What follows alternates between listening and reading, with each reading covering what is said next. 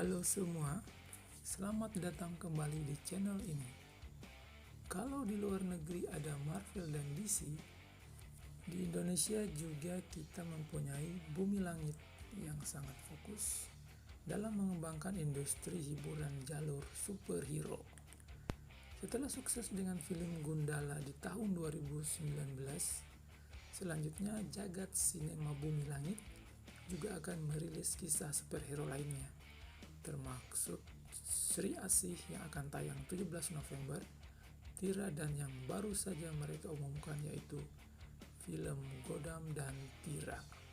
Khusus Godam sendiri, banyak sekali penggemar yang sangat menantikan penampilan Superman versi Indonesia ini. Jadi sebelum melihat aksinya nanti, mari kita bahas dan mengenal terlebih dahulu siapa Godam di jagat Bumi Langit. Mari kita mulai. Godam adalah adisatria superhero Indonesia yang pertama kali melakukan debutnya pada tahun 1969 melalui komik berjudul Memburu Dokter Setan dari penerbit Kencana Agung. Penciptanya adalah komikus legendaris dari Yogyakarta yang bernama Widodo Nur Slamet. Dia telah menulis setidaknya 15 komik Godam. Kisah originnya menceritakan bahwa Godam berasal dari dimensi lain. Pada saat Godam masih bayi, di negerinya sempat terjadi sebuah percobaan kudeta Ratu Candalani yang diprakarsai oleh ayah Godam, yaitu Gadari. Karena kudetanya gagal, Candalani lantas mengirim pasukan untuk membunuh para pemberontak dan keluarganya.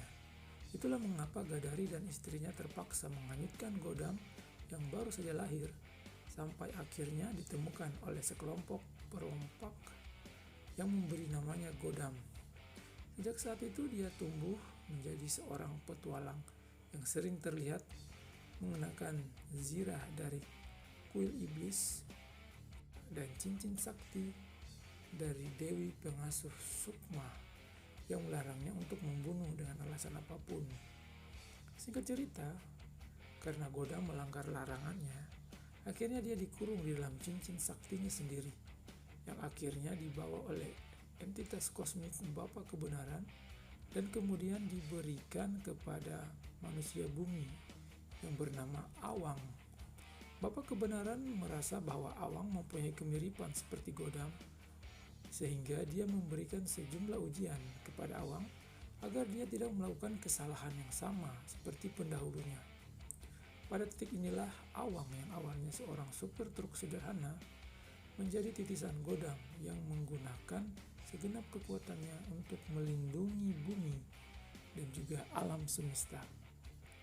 Dengan identitas barunya, Awang yang menjadi seorang Godam seiring terlihat menjadi bagian dari tim Super Bumi Patriot untuk menumpas kejahatan, yang anggotanya terdiri dari Gundala, Aquanus, Sembrani, dan tidak ketinggalan juga Tira yang mempunyai hubungan unik dengan Godam. Dalam prosesnya, dia pernah menghadapi berbagai penjahat super, termasuk bocah Atlantis, penyihir Sol Soldola, dan gerombolan kucing setan. Musuh bebuyutan Godam sendiri adalah Dokter Setan yang sempat bertarung dengannya di berbagai kisah, termasuk di komik Mencari Jejak Mayat dan Sinar Mata X. Godam dikenal juga sebagai manusia besi. Julukan ini diperoleh karena dari sekian banyak superhero Indonesia, Godam mempunyai kekuatan super yang nyaris sempurna. Salah satu kekuatannya adalah kemampuan terbang dengan kecepatan tinggi.